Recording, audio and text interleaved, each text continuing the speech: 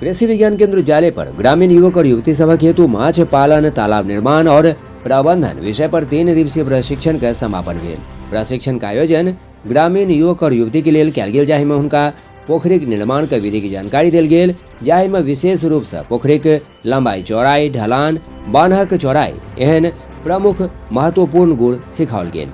एकर संगे संग पोखरि में संचय हेतु उचित आकार के बिया के चयन, माछक उचित प्रजाति के चयन, ओकर रख रखाव के सेहो जानकारी देल गेल।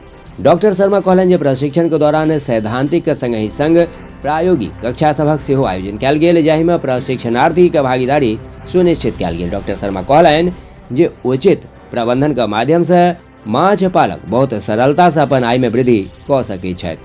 प्रशिक्षु सबके प्रायोगिक कक्षा सभक माध्यम से पोखरिक प्रबंधन के बारे में बताओल गेल, जाहि में मत्स्यिकी वैज्ञानिक डॉक्टर पवन कुमार शर्मा कहलन जे कोन तरहक अंगुलिका आकार के माछक पहचान को संचय करबाक चाही।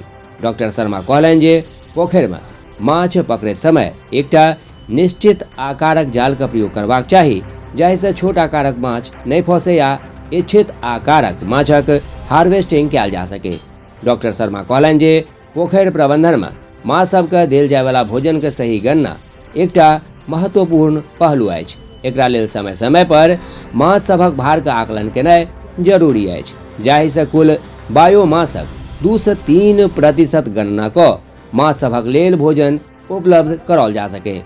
एकर गणना के लेल माछ पालक घुमुआ जलक प्रयोग कऽ सैंपल एकत्रित कऽ सकैत छथि। आइ प्रशिक्षु के घुमुआ जल सेहो चलेनाइ सिखाओल गेल।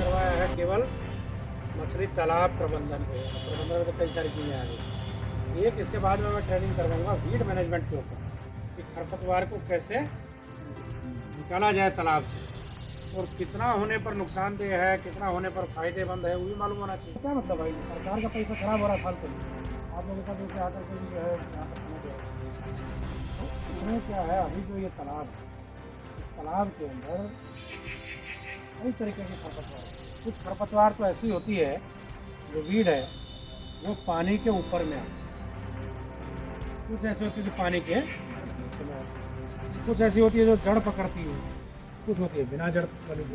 अभी जो है ये जड़ वाली है बिना जड़ वाली, ये जो ऊपर दिखाई दे रही है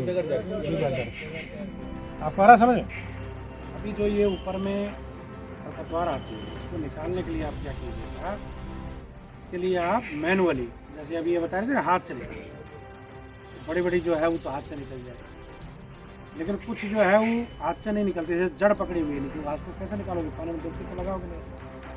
उसके लिए सिकल समझ रहे हो, जो कांटे वाली सिकल आती है ना, उस कांटे वाली सिकल से खींच करके निकालो, वो एक तरीका है।